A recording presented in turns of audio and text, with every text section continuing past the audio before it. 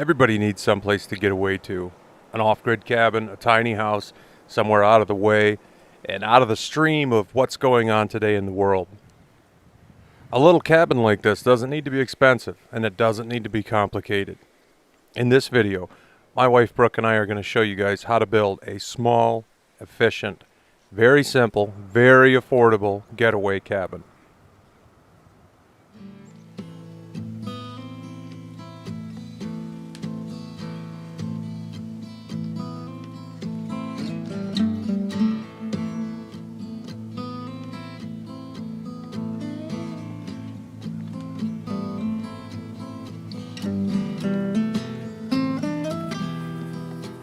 First thing you need to do is choose a site. Brooke and I have a section of our property that overlooks a big field without any obstructions in the view, no houses or barns or anything else. A long view to the north. So we've chosen this spot with a fantastic view, and we're going to butt the cabin right up tight against this big red pine. Now this red pine is probably 20 inches across at the bottom, but it's only about a 20-foot tree. It's real stumpy and thick, so we're not worried that it's ever going to be a problem blowing over on the building. First thing is to clear the site, get all the branches out of the way in the area that the cabin's going to go, and then get that area nice and cleaned out. Now Brooke and I have been building cabins for 20-some years, and we always pick a spot that feels right. That's the criteria. It's got to be a place that you like to be. It's got to be a place that you feel inspired to build something. That's basically all we go on. Just look for a good spot where a cabin looks like it belongs there. Now that we've got all those branches cut up, moved out of the way, thrown into trash piles and cut into firewood, we're to the point now we can pick a corner. We're going to pick where the uphill corner goes that's closest to the tree. Then we're going to figure everything out from that point, and then we're going to start digging in our foundation pads. And when it comes to a foundation, our whole intention with this project is to show you the cheapest, simplest way we could think of to put in a foundation.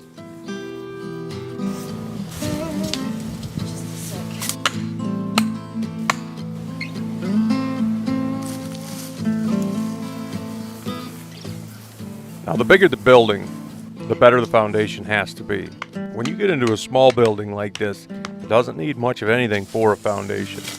And it's a light enough building that it can be adjusted to compensate for any movement in the ground. So there is no reason to do a real foundation for a cabin this size. And that cuts a lot of the cost out of it. I spent most of my 20s and early 30s as a cement contractor.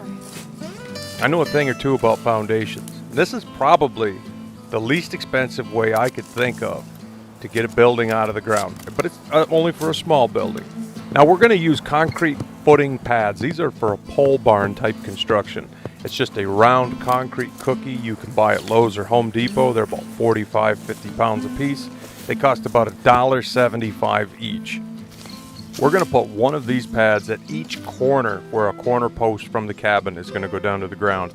We're also going to put one mid-span between one corner and the next. We're also going to put an additional block right in the very center of the cabin in case we want to stiffen the floor later with some center floor support.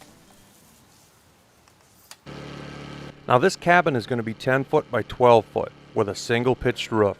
The back wall is going to be a total of 6 feet high, and the front wall is going to be a total of 8 feet high.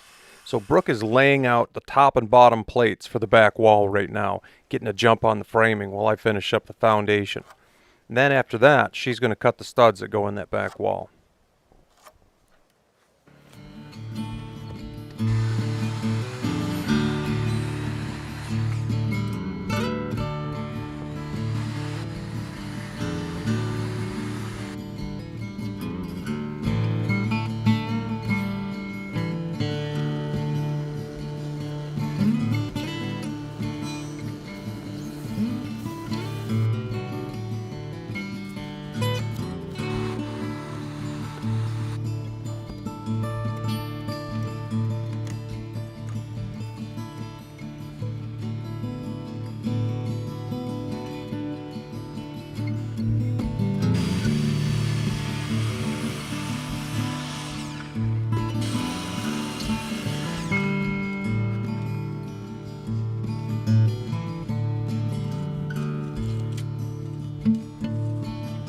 By the time we have all the concrete pads in the ground and everything's packed in and ready to go, we've got about $20 into the foundation. Not bad, not bad.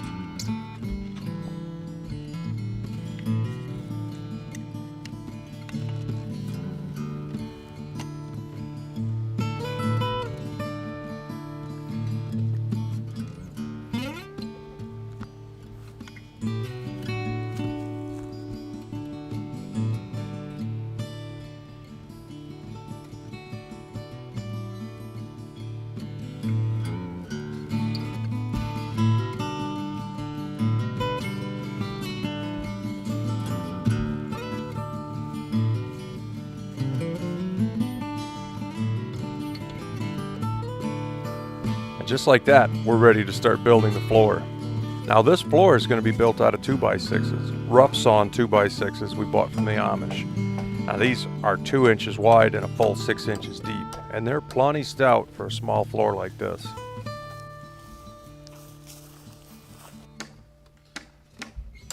Now building a floor like this is just a matter of building a simple box. This cabin is going to be 10 foot by 12 foot. So to build the actual box of the floor, we're going to use two 12-foot 2x6s and two that are 10 foot minus 4 inches, and they're going to go inside on the ends. So altogether, our total dimensions are going to be 10 by 12. Once we've got the box tacked together, we're just going to pull it up level on some temporary supports.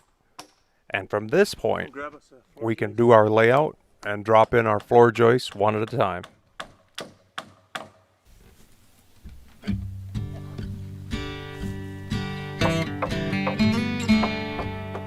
You'll notice once we get it settled down in, I just put one nail in and I walk away to get the next floor joist. Brooke will put a nail in her side and we're ready to set the next one in. We'll nail all this up once it's all together. Once the frame of the floor is built, we're going to make sure it's good and level, and then we're going to take and measure down to the existing concrete pads and cut the legs that are going to support this cabin. For that, we're using a pressure treated 6x6. I'll show you more on that later.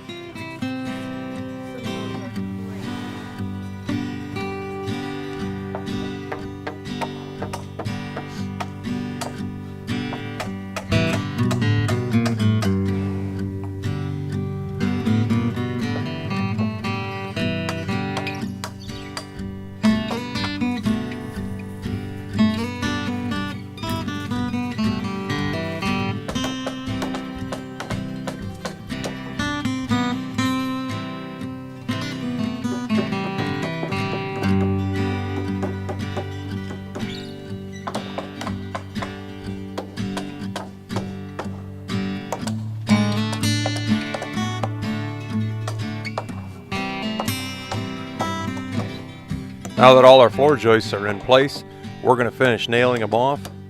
We're using I think it's a 24 penny galvanized spike. It's like a 4.5 inch nail. Because this rough cut lumber is so much thicker than store-bought lumber, you need a bigger nail. Not to mention the galvanized. I like to use galvanized whenever I can, just for the grabbing power of a galvanized nail. When we're done nailing in the joists, we're going to put the joist hangers in. Now, joist hangers come in 1.5 inches, and this is 2-inch lumber. So I've taken our joist hangers and kind of remanufactured them to fit a good solid 2x6. I think you can buy them in 2 inches, but I just picked these up locally, and that's what they had. So I had to make them fit. That's not a problem. Now, this is super easy work that anybody can do. And if you start late in the day and you work slow, maybe that's as far as you'll get.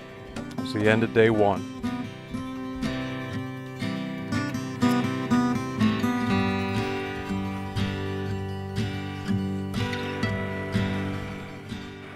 What a beautiful morning. Day 2. Today what we're going to do is we're going to build the legs that are going to hold up the cabin. And while I'm building the legs, Brooke is cutting studs for the wall, trying to get ahead of us so we're ready to go when we get to that point. I'm going to take this 6x6 and I'm going to score it 2 inches deep on 2 sides for a total of 6 inches. And then I'm going to take the chips out and that's going to, you're going to see, it'll fit right in there, make a good solid leg, and then later on I'll really lock it in well.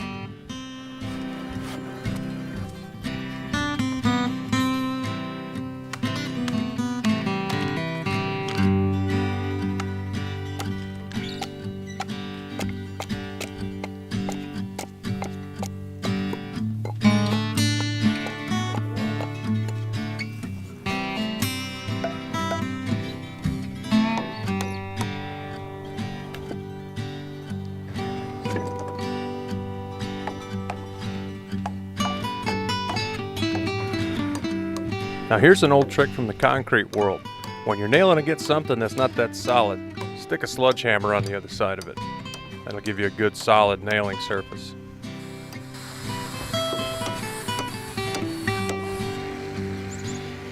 Each one of these corner posts are going to be fit in there at the exact length that they need to be. Now this old handsaw belonged to my grandpa. And for this project, I cleaned it up. Took all of the bends out of it, which is a bit of a tedious process. Then I sharpened every tooth with a triangle file and a saw vise. Once the teeth were all sharpened, I took a saw set and I set every one of the teeth. My grandpa always loved to build stuff. I think he'd be really happy to see his old saw working on this cabin.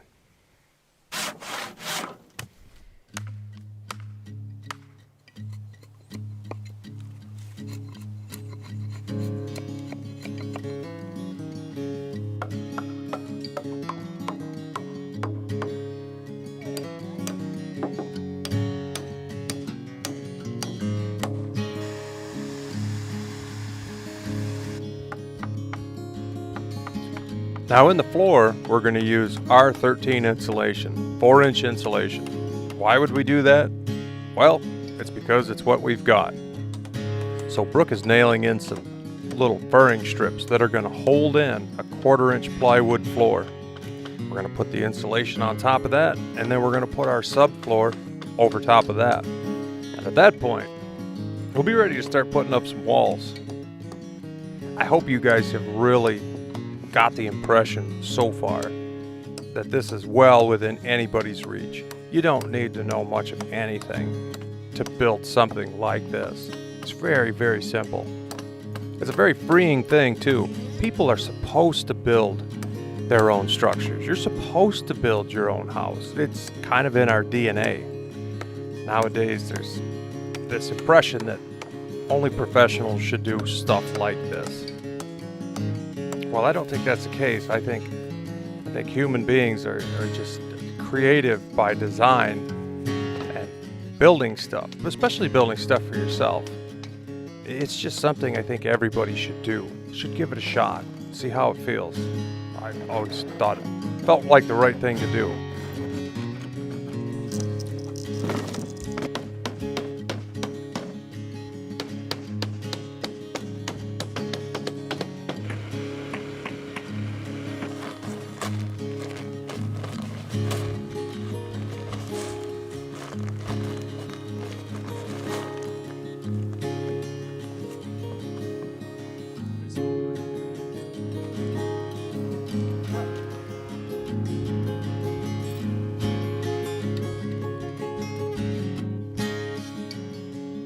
About this time in the process, my brother stopped by to offer some words of encouragement.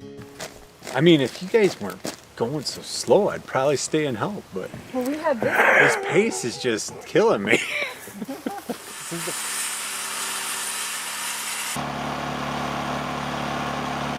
Now this is a very unconventional floor. We're using an R13 insulation with a craft face, which is kind of a vapor barrier face. This should be 6-inch R19 insulation, but this is what we have, and it was free.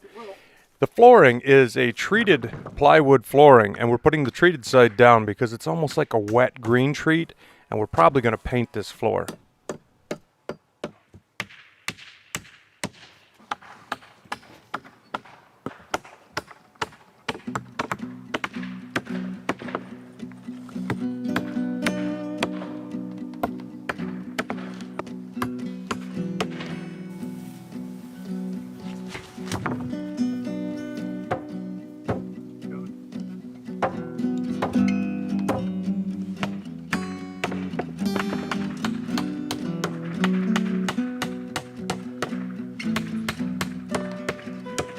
Looking out at that view to the northeast, you can get a good idea why we picked this spot.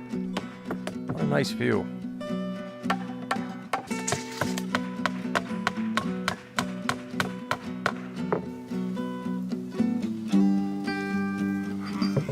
Now here's the top and bottom plate that Brooke laid out earlier in this video. We're going to take the bottom plate, put it where it goes, and the top plate where it goes, and we're going to put the 6-foot back wall studs where they go. Build the box, nail everything in place, sheet it and stand it up, which is basically all you need to know for building a wall. If there's a window that goes in the wall, there's a little bit more to it, but not much. This is basically wall building 101. Every house you've ever walked into that was stick framed was built kind of like this.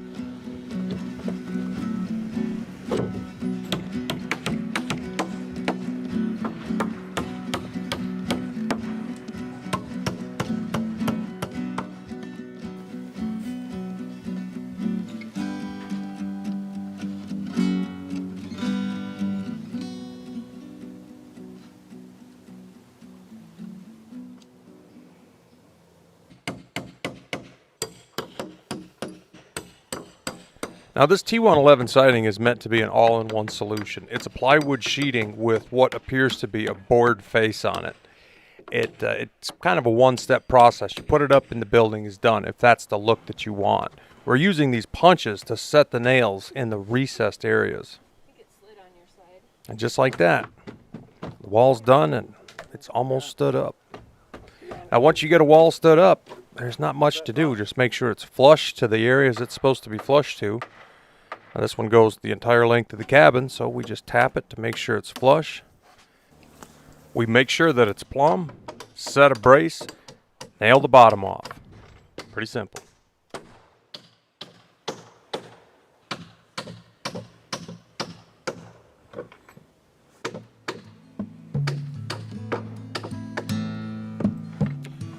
Now once we're done nailing off that back wall, we start on the front wall. And in this front wall there is one complicated area, the large picture window in the middle.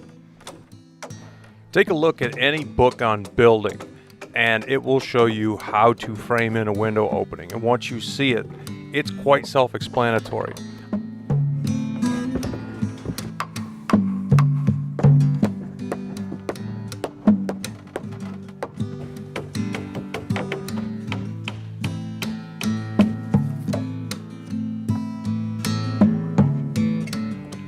One thing to mention here is when standing a wall, you always push up.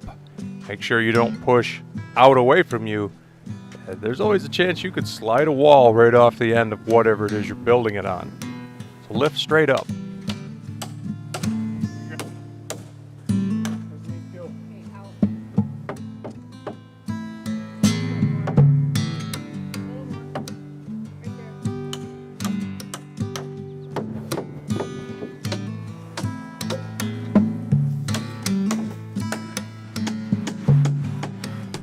We know that the floor is totally level.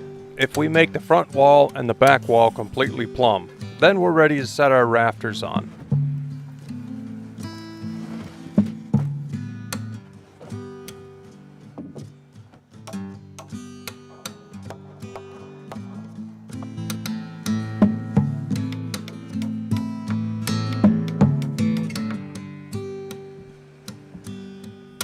Now I cut that notch out with a skill saw, but I only go right to the corner of the cut, and then I finish that cut with a handsaw. That way you don't weaken the rafter.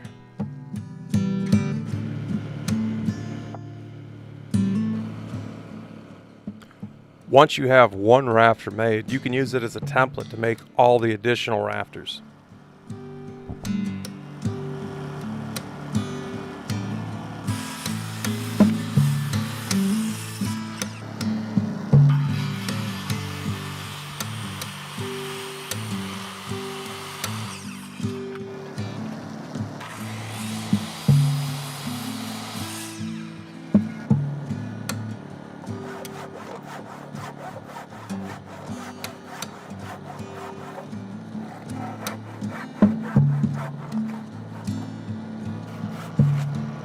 Now once the rafters are on, you can at least tarp off the roof area and at least keep your site somewhat dry in case there's bad weather.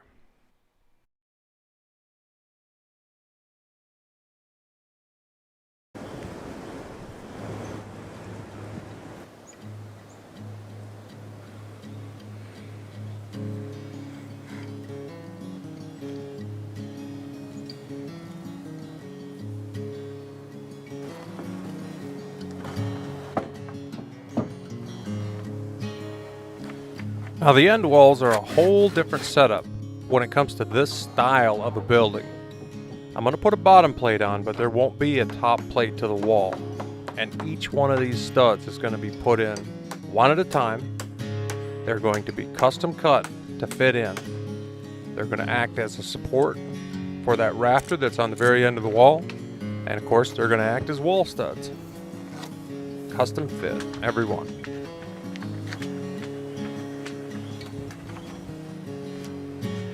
Now, if you're into the nuts and bolts of how this works, I lay the bottom plate out for a 2-foot on-center standard layout. And then on the top, when I put my stud up against that rafter, I make sure I'm exactly the same distance from the corner, top and bottom. And then I mark that stud, cut a chunk out to fit right into that space. Pre-drill the holes, because you're not dealing with a lot of wood here, and then nail it off to the rafter. It's pretty simple. Once you do it, once you actually physically go through the process of building one of these, you get how it works.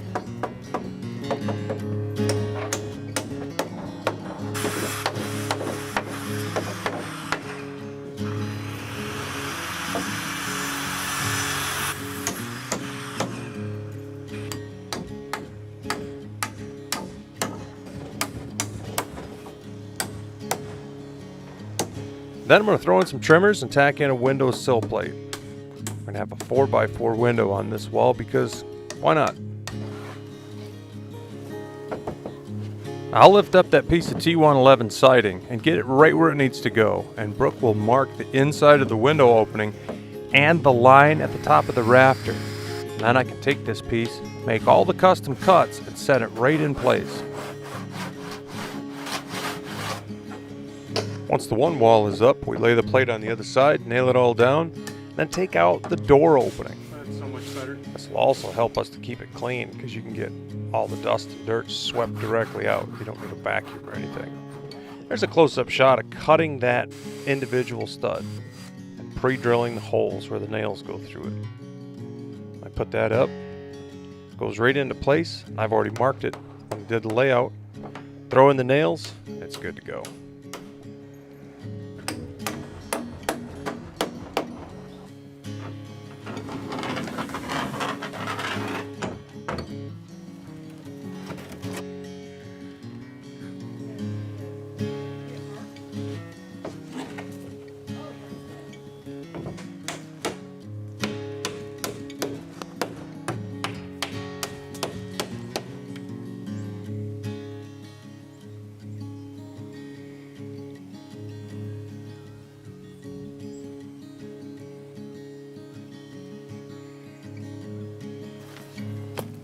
Last night we had about an inch of rain, all at once, within about an hour. So Brooke and I ran up, made a mad dash, and got this place plasticed off, because we'd like to get it stained today. You don't want to stain wet wood, so we put plastic around the whole building and put a tarp over the roof.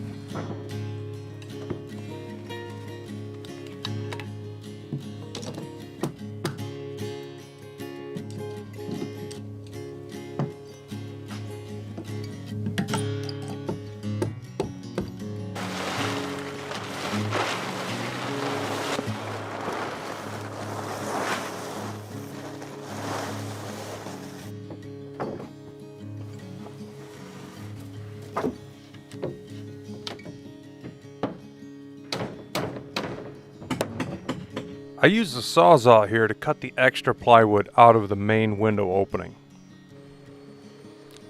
Once this is all cut away, we'll be ready to install our big picture window when we get to that point in the process. Now that's a nice view. Whole front wall is window. Yeah, that's pretty nice. It is. Stove's gonna go in the corner. Yep, still Window here, window there. Big old window. Nothing but window. Nothing but window. That's awesome.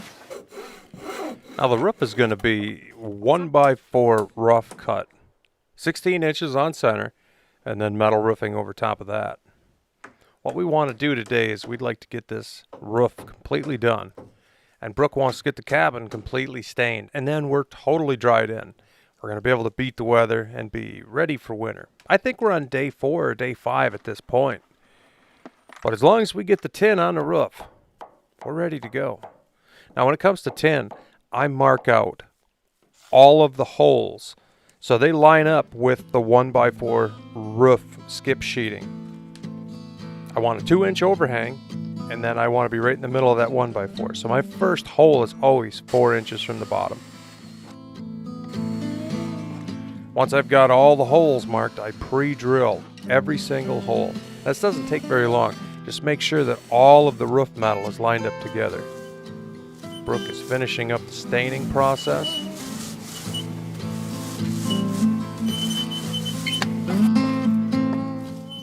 Now the black she's using it's a charcoal stain, and it's a different concept. I wasn't quite sure about it, but once it was done, I thought it looked pretty cool.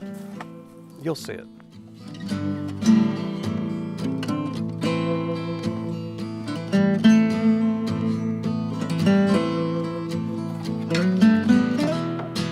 Considering the time of day and how much light we have left, I think it might be overly ambitious to get the roof metal on today. But we can get all the skip sheeting. That's the 1x4 roofing material. We can get all that nailed into place and the ends all cut to the right length. If we could manage to get that part of the project done today, then by tomorrow we could put the metal on. While I'm filming the building process, Brooke is also filming the building process. When you're done watching this video, if you want to see more, pop over to her channel, Girl in the Woods, and check out her version of the beginning of this build.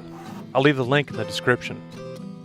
Now on the roof here, you can see I'm cutting these little blocks, and they go in between the skip sheeting. That keeps the squirrels out. Squirrels like to get into anything people build. Best to keep them out. One thing you learn building anything: building always takes longer than you think. So this is where we're going to have to leave off for today in this part 1 of a several part series on building an inexpensive, simple getaway cabin that anyone can build and anyone can afford. Thank you guys so much for watching Bush Radical. We'll see you on the next one.